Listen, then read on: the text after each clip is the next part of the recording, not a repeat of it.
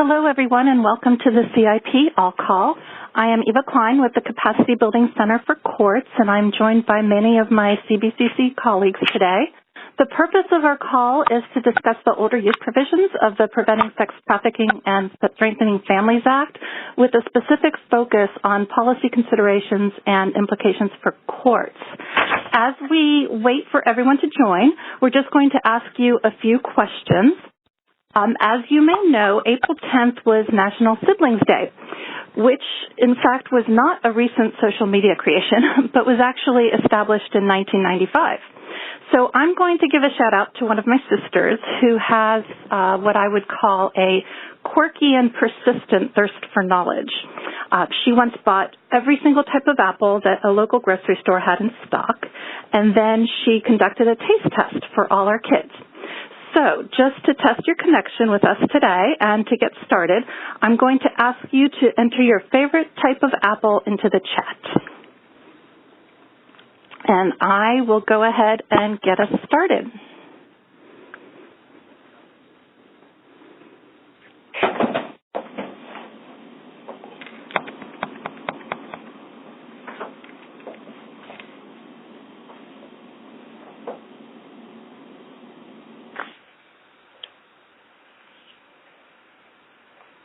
Okay, great. All right, thank you for doing that. And once you've done that, I invite you to answer the poll that's on the left of your screen. It's designed to gauge your knowledge of the Appla and older youth provisions, with the top being I'm well-versed and we're implementing changes, and the bottom being, well, apples.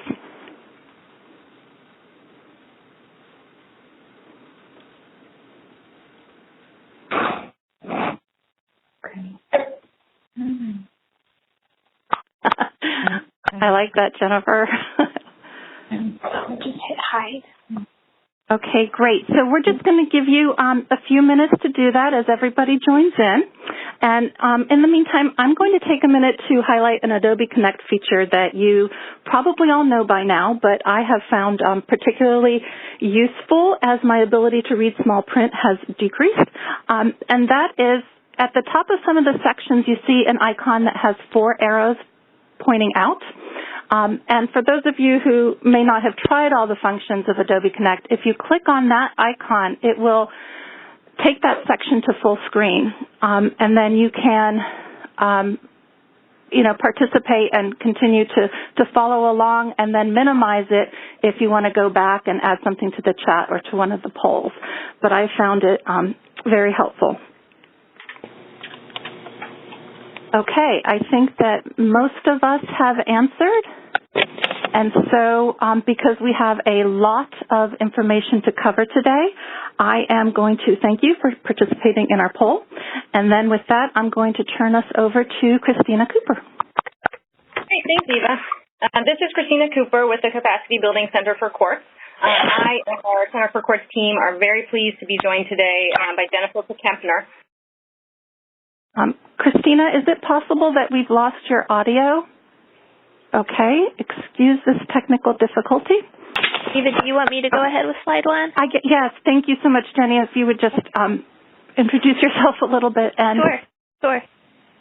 Okay. And Christine, if you just speak up, I'm sure we'll get her back in a second. This is Jenny Kempner from Juvenile Law Center in Philadelphia. Thanks so much for having me. An attorney at Juvenile Law Center, do a lot of work, particularly on older youth issues. I'm excited to see some Pennsylvania friends on the call, so that's very exciting.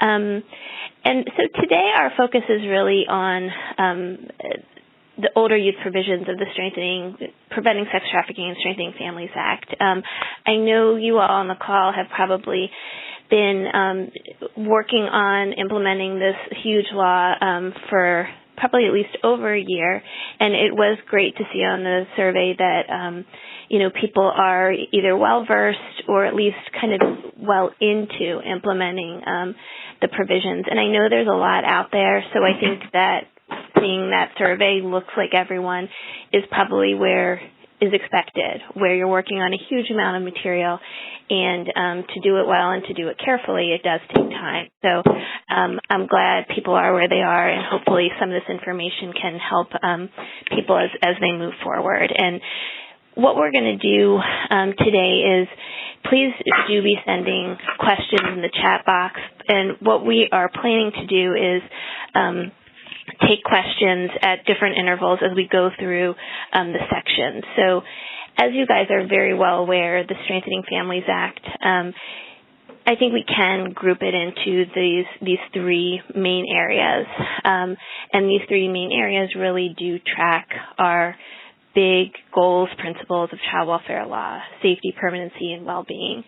And so the permanency provisions focus on improving permanency outcomes for all youth in care.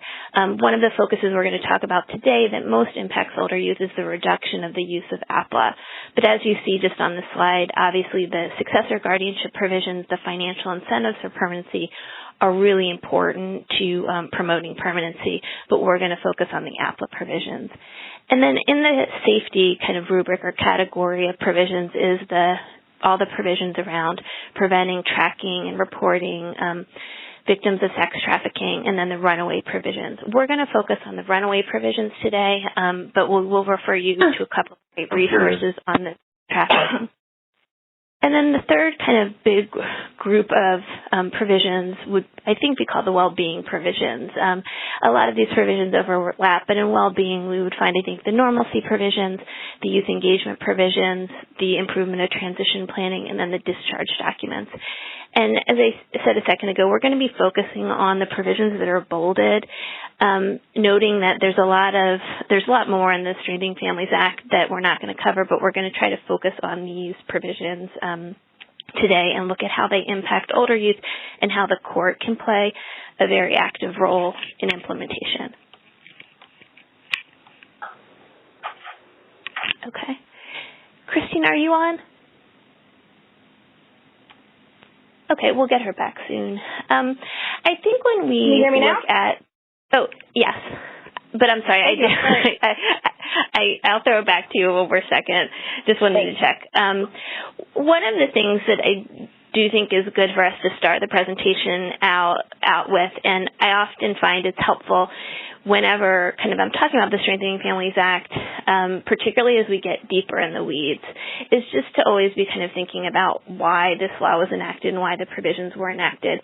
And while this is probably stuff you already know, it just always, I think, bears reminding that these provisions kind of intended to make the system more responsive to the risks youth face, especially things like exploitation and youth just becoming disengaged with the system.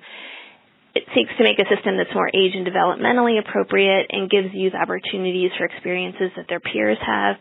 And then, of course, it seeks to achieve improved permanency outcomes for all youth. And the reason why, even though these are kind of basic principles and ones you all probably embrace, is that I think you probably have found already and will find only more over time as you get deeper into the weeds and you look at really, really micro, precise issues, that it does help to go back to why are we doing this and what were these provisions meant to do, because it will, one, help you answer the question and help you kind of make some bigger policy decisions, but also will help you kind of put things in perspective. So I do go back to those and have had to more and more as we get deeper in implementation, and I think it just helps guide as you do some very complicated but also very detail-oriented work. Okay, now I'll throw it back to you, Christina. Thanks, Jenny. Can you hear me now? Sure. Yes. Great. I apologize to everyone for my technical difficulties. I'm glad to be back here now. Before I jump into the agenda, I just want to make sure everyone's aware of the center pieces and these venues for your participation during Jenny's presentation. I believe Jenny noted that there's a space for questions in the chat. If you have questions that come up during the presentation, please put them in here in the chat, and we will try to turn to them at certain stopping points throughout the presentation. Jenny has a lot of information, and which I believe will be very useful for folks on these calls, on this call, but we will try to respond to as many questions as we can. And on the center top portion of your screen is a place to create a list of court or legal practices and implementation strategies regarding the older youth provisions of the Strengthening Families Act. So whether it's something already in practice in your jurisdiction or an idea or strategy that has occurred to you or occurs to you while you're hearing this presentation, please enter it into the box on the top sort of center of your screen so we can have a list running. So now back to the agenda and what Jenny will be sharing with us today. She's created separated the older youth provisions into a few sections, and for each I will provide a brief overview of the legal requirements of those provisions, and then Jenny will discuss some policy and practice actions the court can take for successful implementation, and also we'll share some tips for court inquiries of youth, of the agency, or of attorneys at hearing. So we'll first start with the older youth permanency provisions. There are several provisions that are relevant to permanency options for older youth, beginning with the use of another Planned Parenthood permanent living arrangement, or Appla, for youth. Under the Act, it is only youth 16 and over who can have a goal of Appla going forward since enactment or since the effective date of that provision, which has passed. And to select or maintain the plan of Appla, the court has to determine whether the agency has documented the intensive, ongoing, and so far unsuccessful efforts to achieve another permanency goal, which are listed there. The court also needs to find that Appla is the best permanency plan for the child, and it has to find that there's a compelling reason that it's not in the best interest of the youth to achieve another permanency goal, also listed there. Additionally, if Appla is the proposed permanency plan, the Act requires that the court ask the child about his or her desired permanency outcome. There are a couple other suggestions and tips for the court inquiries during the hearing. These are related a little more to the normalcy provisions, or also to the normalcy provisions that we'll go into a little more later on in this presentation. But the court can be confirming that the agency is taking steps to ensure the reasonable and prudent parent standard is exercised, and that the youth has access to regular and ongoing opportunities to engage in developmentally appropriate activities. So again, we'll go into that a little more later on, but these are all inquiries the court can be making at court during court hearings, and they have to be made at least each permanency hearing. Jenny, I'll turn it back to you. Sure, thanks. And then what hasn't changed in the law, but we just wanted to present at this juncture as we're going through kind of the inquiries of determining a permanency plan, is that the court still does need to look at what if the agency has been able to present all of that information, the court make the findings so that the permanency plan or the goal is Appla. That's not where the inquiry ends. That really when you have Appla as the goal, you need to present the other planned permanent living arrangement for the court to accept and find appropriate. And that should contain a description of the living arrangement, services, and relationship that the youth has that will provide some elements of permanency. Appla still is a permanency goal that should contain a plan that has these elements. And it should be a stable living arrangement, showing that the basic and special needs of the youth are met and that there are connections with caring adults. And so one of the things I think that will be helpful and the court can play a really powerful role in is really making sure if you ever do get to Appla, and obviously the goal of these provisions I think is that you won't, but that if you do, that it is really clear that Appla, what the court should be looking for is not the letters APPLA, but the description of what that is.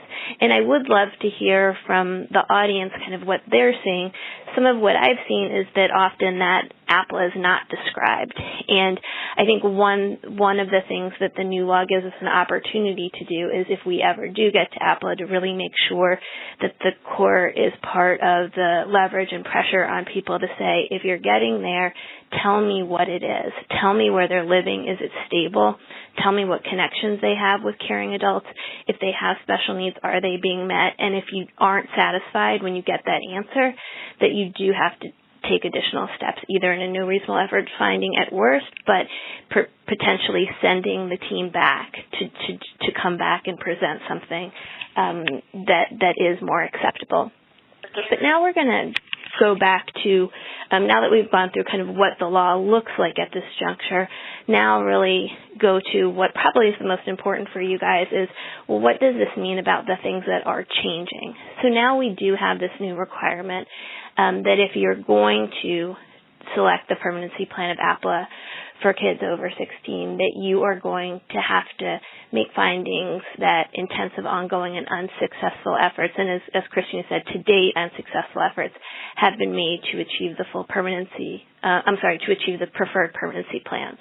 And so we don't have any guidance on what does it mean, what do intensive, ongoing, unsuccessful efforts look like. So this is in terms of giving tips of what it seems like would be appropriate for the court to be looking for. So looking for the full array of permanency services, have they been provided to the young person and the family? And also looking at if they've been provided, how many times have they been provided? Have they been provided over time? We all know that circumstances change, but also different providers of services can get different results just because of a better fit between youth and provider or family. But also, if time has passed, some of the feelings or perspectives on permanency might have changed. I think the court wants to really understand what are the barriers to permanency, that they've been identified, and that there's a strategy for addressing them.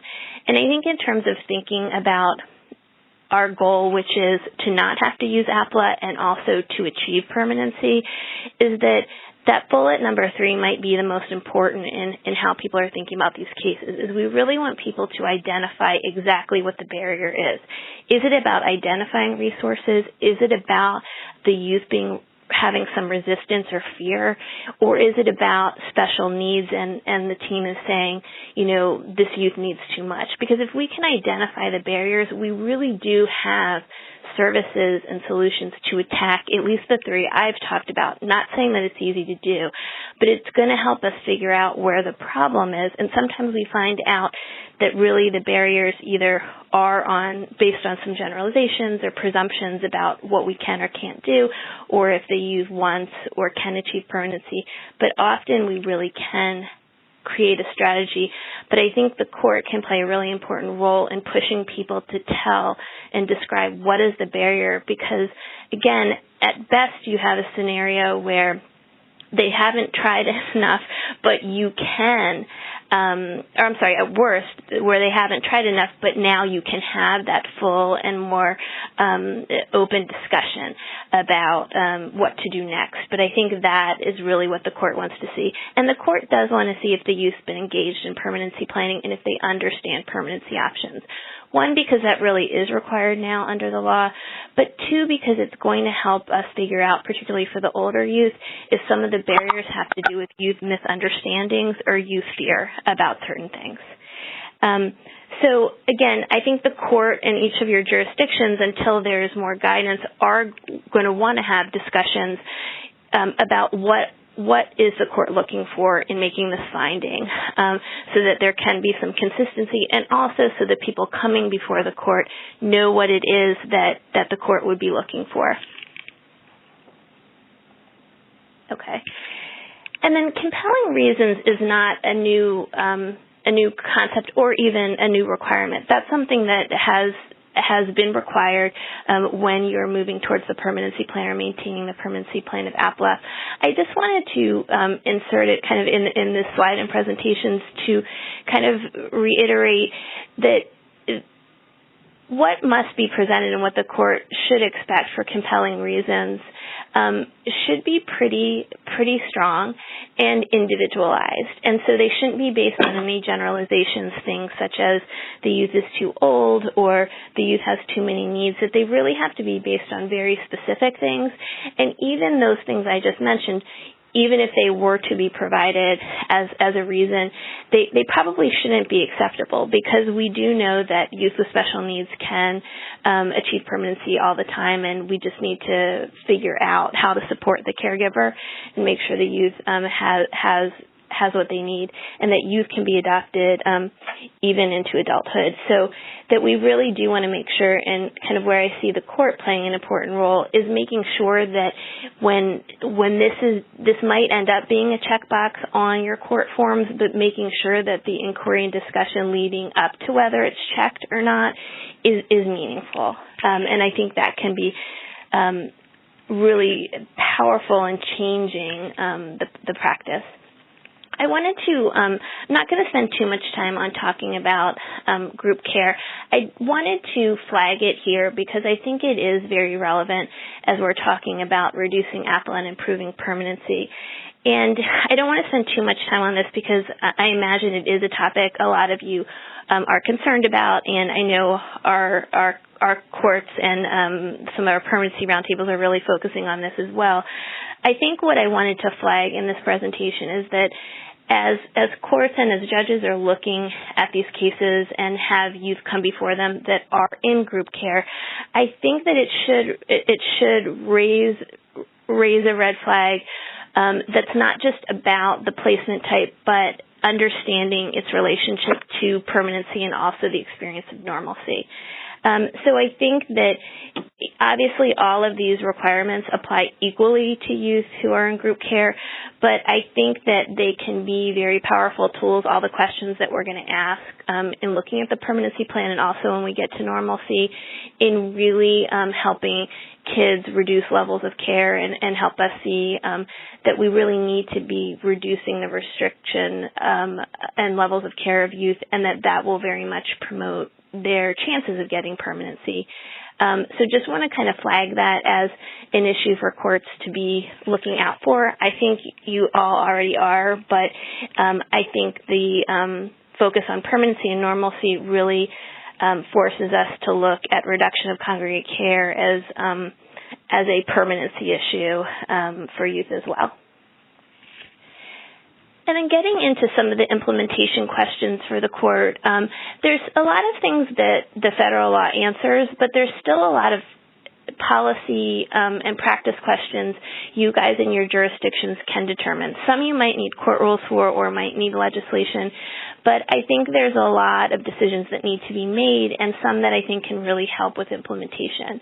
So one of the examples would be, as we said in the beginning slides about just the basics of the law. The law requires just that the normalcy inquiry about access to age-appropriate activities be subject of court inquiry only for kids with a permanency plan of Appla. And I think many states are saying that doesn't really make sense. And so, for example, Pennsylvania, in both their law and court rule, this inquiry about normalcy and age-appropriate activities will be asked for all youth regardless of permanency plans. And that really makes a lot of sense, but that's a choice that states want to think about and hopefully will want to make for a lot of reasons. And so that's definitely something that's a choice. One of the things that we've looked at in Pennsylvania and hope people consider as well is, again, going back to that, when a youth does, in the rare case where you do get to Appla, what is it that the court's going to be requiring is acceptable? And so, for example, in Pennsylvania and a couple of other states, they are requiring that if you do get to the goal of Appla, your plan must include a connection with a caring, supportive adult, and that's a requirement. And so it's worth thinking about for those hopefully very, very rare cases that hopefully will get smaller over time, what do you expect to hear when someone presents that goal? What kind of plan are you going to say is acceptable or not? And then again, just what is your approach going to be and how you're going to be talking with youth? Now you are required, if the proposed plan of Appla or is maintained at Appla, that you have to directly talk to the youth about their desired permanency plan. And that obviously is something I think the courts have some experience with, but some don't. And it is a discussion that is a very important one. It can be very loaded. It can be very emotional. And so how does the court want to approach that? Do they want to pull some youth together, some others together to figure out how that's going to work and how the courts involvement in that discussion can, again, be part of this whole, I think, effort to move youth towards permanency so that it can be a very kind of productive discussion both for the youth and also, I think, very much for the court. So we'll move on to, went a little too quickly. For the implementation questions, what we want to show you is some of the tools that we've developed that might be of use to you as you're implementing these provisions in your court. Eva, could you pull up the questions to ask? Thanks. So this document that I'm showing you all is in the brochure or the handout that I think you're getting. It's in the resources box. So this issue brief contains a lot of information, but among the information are these text boxes that contain some questions that the court can ask, and it's divided into the topics that we're talking about today. And we offer them to you as places to start in terms of looking at the types of inquiries and discussions you're going to have at court. And some of the things you might decide aren't going to be discussions at court, but might end up being things that you want the people coming before you, before the hearing, to submit. So there's a lot of ways to look at how you can get this information, because I do realize part of your concern has to be we can't talk about all of these things in court. We don't have the time to add all of these things in, but we do want to make sure we have the information so we can meaningfully make the findings, make the determinations so that they do make a difference. So please use these in a flexible way and ways that you think make the most sense to you. Also, feel free to use these as a beginning point for your discussion. I think when we designed these with the ABA, it was to create tools and templates for people, but also as springboards. So you take what you want, use it how you want. You don't have to use them kind of as we've given them to you. But the way this is structured is kind of structured for the permanency provisions as the law is. So looking at what you would have to do, what kinds of questions you might ask. Oops, I'm so sorry. My cursor is, let me try to do this a little more slowly. So questions you would ask if Appla is the proposed plan or the plan that the agency is asking the court to maintain. And it goes through some of the big picture, the big requirements, but also gives you some follow-up questions and some questions, things that the court might want to know to pinpoint the barriers. So asking some of those questions that you might ask to try to pinpoint the barrier. Is the barrier that we can't find someone? Is the barrier that the youth is saying that they don't want to connect with someone? Is the barrier that we have a resource, but we don't think we can provide enough services to make it work? Knowing those things is so important to what the next step in the case would be, what the agency could do, what the court could do. And then when you go down, it does give you some questions to determine if, again, in the rare case where you get to saying that the goal can be Appla, some questions to guide whether you think the Appla that is presented, the services, the placement, the relationships, if they meet an appropriate standard for you. And then some beginning questions to think about. I'm so sorry. I hope this isn't making people's heads spin. The cursor is just moving very quickly for me. I apologize. For the questions to ask the youth, again, these are just a beginning point, and this is an area where if you're thinking about implementation activities and policy activities, this is an area where I think pulling together, whether you have a state or local youth advisory board, and getting their input on what should this very important discussion look like, and in court or outside of court. It is so interesting and helpful for us, whether we're lawyers or court professionals or judges, to have this discussion with youth, not just about permanency, but about building in what this process and how to approach the topic. I've learned so much in the last couple months and really realized that there's a lot of things I thought youth understood about permanency in the system and even family, and really knowing that we're not doing a good job explaining things to them. And if they don't really understand their choices, the quality of the answer, yes or no, may not reflect the real choices. So even the process of getting input from youth about this new law and about how they want to even talk about permanency can be very, I think, enlightening. So just want to throw that one suggestion out if that's something that you do have the capacity and time to try to put that together. Eva, do you mind hiding the? Thank you. And so I think we're going to stop for a moment or pause for a moment to see if we've got any questions. Yes, and I want to follow up with that excellent resource you were just showing and walking us through, Jenny. Is available, as Jenny said, on the issue brief that is available on the bottom right of your screen in the resources box. The issue brief is something that Jenny wrote with someone from the ABA Center on Children and the Law about court implementation of the older youth provision, so exactly on this topic. And since I was muted during my introduction of her, Jenny is well equipped to talk about these issues because of her focus at the Juvenile Law Center in Philadelphia on issues affecting older youth and youth aging out and transitioning from care.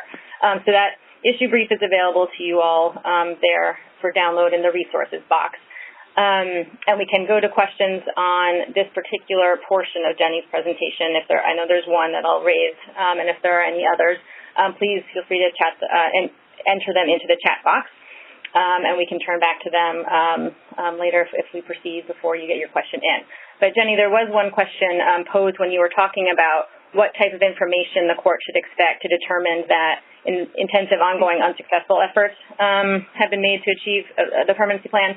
And that question was how much of the inquiry or information should be documented in a court order? Yep. And I think that's a really great question. And I'm hoping either today or at another session we can have you guys talk amongst yourself about what you think is actually feasible. I think that probably a lot of these are going to have to be, I hate to say it, but some kind of checkbox, and that you're going to have to be selective in where you think it is feasible to be requiring more description. Because I would say I would want a lot more of these things documented than I know actually the federal law is saying that you have to. So, I mean, you have to make certain determinations, but what else do you have to write about those determinations in the court order? I think there is some choices you need to make. I do think, and again, this is where I'd love to hear some of your feedback of what you all think is doable, is I do think that the ongoing and intensive and unsuccessful efforts, that would be an area where I would really be pushing that more was in the court order than less, because, again, the purpose of kind of heightening what is required is really to change practice, change, hopefully, the progress of the case. And my thought, but again, would love to hear feedback, is that the more you can press people to be very explicit about that, that will help make some of the changes. I do, however, think, and I know I've had this discussion with many people who've pushed back and said, well, isn't there ways the court can press that discussion but not have to have it documented on the court order? And I think there are ways to do that, whether it is in the ways you require maybe a court report to be presented prior to the hearing, or if you have any special proceedings that would allow you to make sure you got some of this information and that your check of that box really did signify that if you were asked, if you looked at the record, you could tell what exactly those intensive ongoing efforts are. So I think there are going to be choices that you all have to make, and some of them are going to be made based on what is really feasible in terms of either changing court orders and documentation. Because I think, the way the federal law is written, they try, I think, to give you a lot of flexibility in terms of the findings and determinations But I think some jurisdictions might decide they want to ask for more because they think that might change the practice. But that's a really good question, and I think that is probably like the question that you're probably going to be asking as you look at these additional requirements. Thanks, Jenny. I don't see any other questions right now, but if questions occur to people, feel free to continue putting them in the chat box. Well, we'll move now to the next section on youth engagement, transition planning, and discharge documents. This is an area of the Act where the provisions focus on youth 14 and over. Under the Act, the Child Welfare Agency is required to document that a youth 14 and over is consulted while developing the case plan, no matter what the permanency goal for that youth. The youth has to be provided with a list of rights as part of the process, and some of the rights were articulated in the Act and are included here below. And the youth needs to sign, or the agency has to note and show where the youth has signed an acknowledgement that the rights have been received by the youth and explained in an age-appropriate way. There also a change to the case planning process is that the youth is allowed to involve up to 2 individuals in the case planning. Additionally, the case plan has to document the services being provided to a youth, starting at age 18 to aid in the transition, as it says, to a successful transition to adulthood. And the court has to make findings about the services the youth may need to make that transition. And then if the youth is leaving care at 18 or older, that Act identifies a number of documents or critical documents to a youth's transition process that have to be provided to the youth as or before he or she ages out or leaves care. Benny?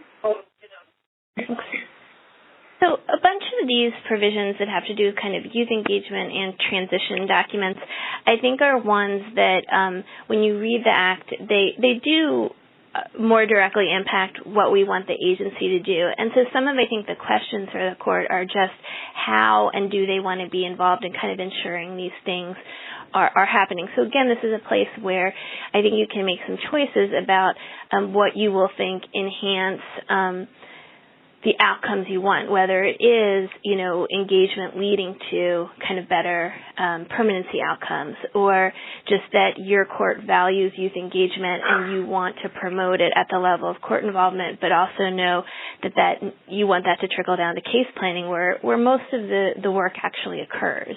So in terms of things I think to consider is just, does the court in their inquiry want to ask about how the youth participate in the development of the case plan. And that might be too detail-oriented, but it might be, again, something you expect in a court report.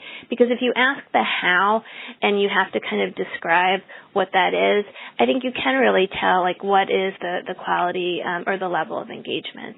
I also think, this provision about giving youth a list of their rights is one that, again, I'd love to hear people's feedback, but I think has gotten a little less attention, although I know there's so many provisions, so it's hard to give everyone equal attention. But this is one of the provisions that I think youth really identified as very important. And it, again, is an agency responsibility, but I do think that some courts are thinking about whether, at the review hearing or just at the court waiting room, if that's a fitting place because of the court's role as a place where you might want to have those lists of rights distributed or just available, and where the court might want to ask about a youth's understanding or if they have any concerns. Again, this is something youth really have prioritized, and I think youth as well as professionals look to the court, as a place of authority and also rights and law. And so maybe that is a place where these complicated issues at least could be reinforced.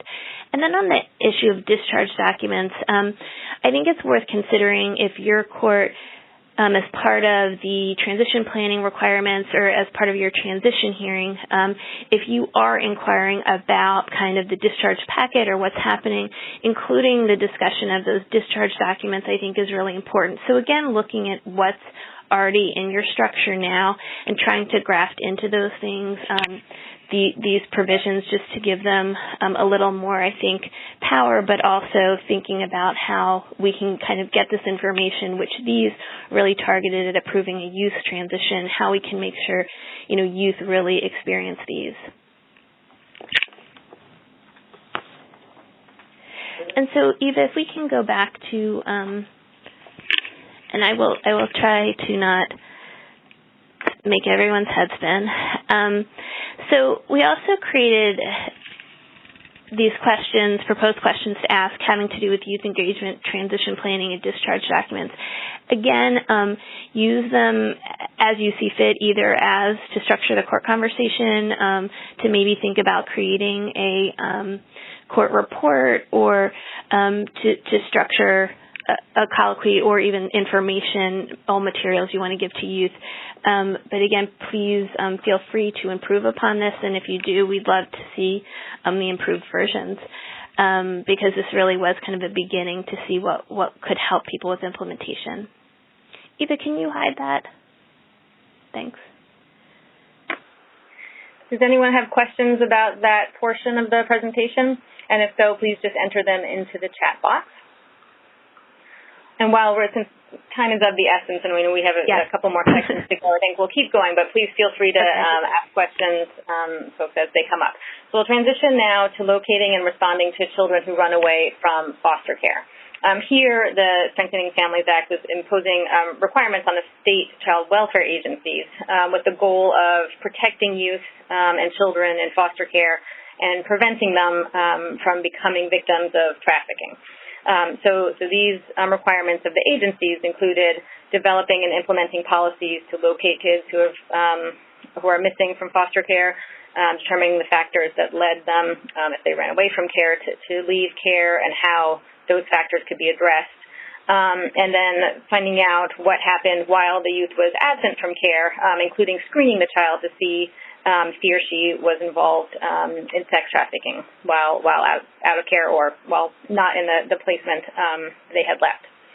And states also had to develop reporting policies to report both to local law enforcement, and the National Center for Missing and Exploited Children once the youth has been out of care within 24 hours. Not once that they've been out for 24 hours, but within 24 hours of running away or leaving or being taken from care. Jenny? Thanks.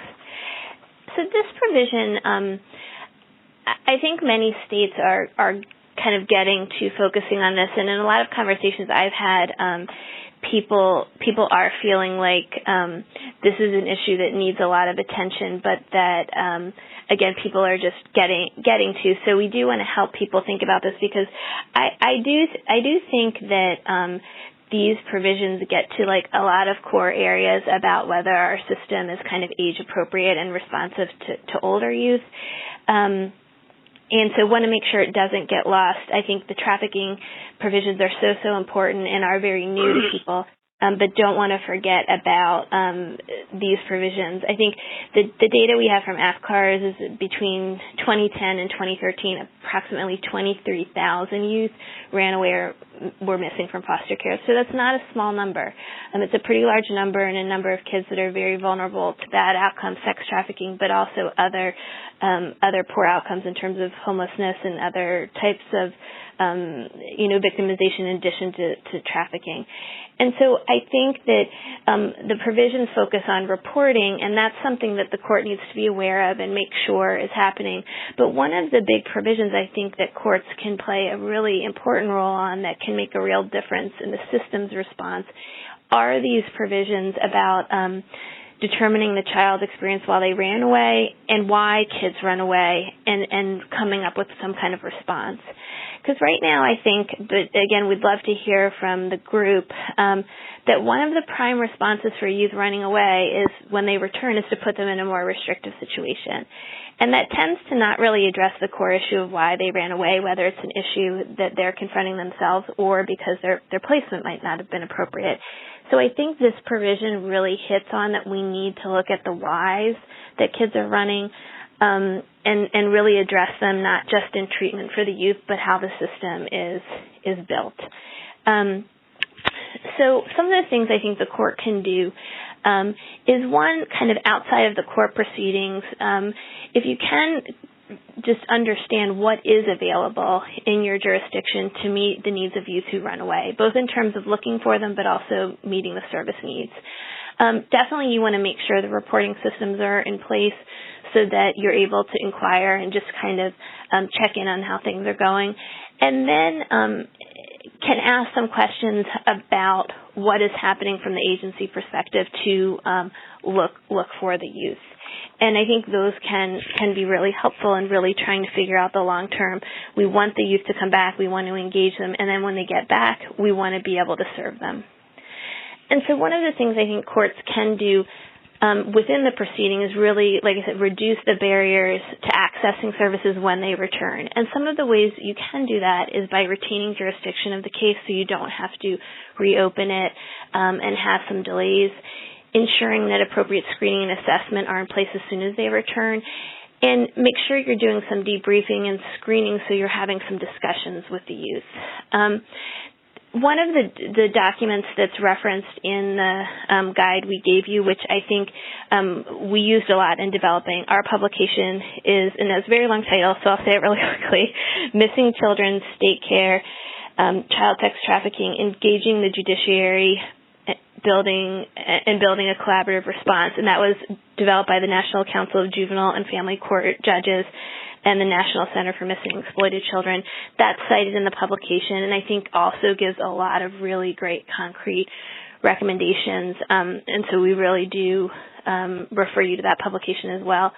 Some of the other things, and they recommend some of these things like retaining jurisdiction and really being ready to receive the youth and engage them when they do return, but also reinforce practices once a youth returns to prevent future episodes. So asking about if you were then inquiring why the youth ran, and maybe it had to do with some behavioral health issues or had to do with maybe not being able to be connected or see family, checking at every review hearing what is happening to address those and seeing that services are being provided to address those identified issues. And then I think kind of making sure you're really seeing how a lot of these provisions fit together. So, for example, the normalcy inquiries, are youth having access to age-appropriate activities? A lot of youth do say they ran away because of the level of restriction and their isolation from the community.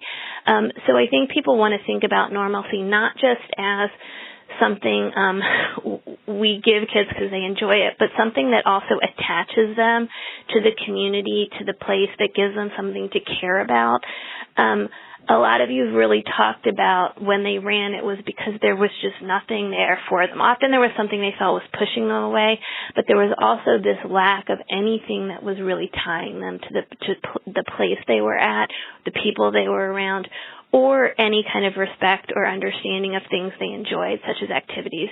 So do think about how paying attention to things like normalcy can also help you in achieving these other goals. So I'm going to not flip back to the questions to ask at court, but know that we have one for questions to ask when youth run away and when they return. And I really do encourage courts and jurisdictions to focus on this, because I do think the court can really raise and appropriately raise and ask some questions that really can make sure that we change circumstances so kids aren't running so much, and also that when they return, that we're really asking the question of what do they need so they don't run again. I think it's extremely hard, though, because a lot of people have asked, what else can I do than put them in a place that's so far away that they won't run? Tell me what I can do. And so I don't have all the answers for what is everything that would work to help kids not run. I think a lot of it has to do with individual assessment and looking at and asking why these things are, looking at their treatment needs. But I think that is what the law is asking us to do, and that courts really, in asking some of these questions, can really help people think through and prioritize the inquiry itself. Right, thanks, Okay. Jenny, and I think you've provided an excellent natural segue to the next section on normalcy, so we'll just keep going there. Okay. The goal of these provisions, of course, is to provide youth in care with the same experiences and opportunities as their peers who aren't in care, as Jenny was talking about, and the Act articulates certain types of experience, extracurricular activities, enrichment, cultural, social activities, and the like. And under these provisions, the agencies need to implement the reasonable and prudent parent standard for caregivers of children in out-of-home care, and also for the similar standard must apply no matter what the placement, in child care institutions, in group homes, any setting a child in foster care may find him or herself. And the agencies also have to certify that any kind of caregivers have been provided the skills and knowledge to actually use the standard. And in the interest of time, I'll just move on to the other requirement of the state agencies, which is to implement policies to provide caregivers liability protection for when a child is injured, as long as the caregiver has properly exercised the standard that they've been trained about. So, Jenny, we can kind of go back to and pick up on the topic you were just talking about. Okay. And I'm sorry to everyone that we're going so quickly, but I think at the end we'll talk about how we can spend more time on some of these issues at a later time. So in terms of the legal requirements for court oversight, as I had mentioned, the inquiry about the steps to implement the reasonable and prudent parent standard and whether the youth has access to these activities is specifically required for youth with the plan of Appla, but it really is highly recommended that the inquiry be for all youth, because our goal, again, is to get all youth to permanency and also just improve well-being. And so normalcy, if it's important for kids, it's important for all kids. And I think in addition to the list of rights, this is one of the areas that youth for years and years, and all of you on the call know this, years and years youth have brought up as an issue. So it really doesn't make sense to restrict this inquiry at all. And it also makes more sense, I think, for the court to not have to look and think, okay, I ask it for this youth but not this youth. And what if you have a sibling group and ask it for two and not one? So it just makes a lot of sense to do it. And I think most people are going in that direction. But something that you do want to raise, if you're in a jurisdiction where you're just reiterating what's in the federal law, that you want to make sure you're clear that you're expanding it a little bit. In terms of the court's role, I think, in the normalcy inquiry, it's interesting because in a lot of ways we're asking the court to step back, because remembering kind of the goals of the law, but also what, for normalcy, what the distinct barriers were, what we were trying to address was caregivers not being able to make basic decisions about things like extracurricular social activities, having to go to the agency, having to go to court to ask about going on a field trip or being able to play soccer. So really what we're talking about here is the shift of authority to some degree, that the caregiver makes these decisions. They don't have to go to court to the agency for the majority of things, and that's a good thing, that we don't want the court to have to micromanage the daily activities of the youth. Obviously, conflicts are going to come to the court, as they do for all topics, but that this is where the court's role is really about setting expectations about access and that promoting access to activities and helping identify barriers. And I do think that identification of barriers, again, is important in all of these probably Strengthening Families Act topics where we're working on implementing very big provisions that really do ask us to shift a lot of the practice and culture. So I think the court, in asking the question about, does the youth have access, ongoing opportunities, and if you're hearing no, or if the court is hearing a lot of discussion that there are not a lot of things going on, that the youth's not connected with a lot of things, asking the question of why. Because I think all of us need to know, is the barrier cost? Is it the barrier knowledge, that people don't know what activities are available? Is there some fear left over that people really don't understand that this is something that youth can do now and that caregivers can do? So I think the courts do have to shift in not being the kind of micromanaging decisions, and that it really is going to be a shift for some judges. I think some are going to be very happy. They don't want to have an emergency hearing about playing a soccer game. That's not really a great use use of their time, but some judges might want to be very involved in everything, and that this is going to be something where you are going to want to work with them to say your role is in setting the tone, and that's so important because this is such a change for people, and we need the court kind of leading the way. And then Jenny, I'm sorry to cut you off. Yes. I just need to shift over to Jennifer Rennie, who needs to add a couple things. Oh, yes. Okay, I'm sorry. I will come back to this, but this is a really important focus point, so I hate to cut you off here, but I think Jen will mention that there are some other resources out there about normalcy, and we'll squeeze it in at the end if we have time. Yes, yes. Thank you so much. And I'll turn it over to Jennifer Rennie from the Center for Courts. This topic on the May 17th call.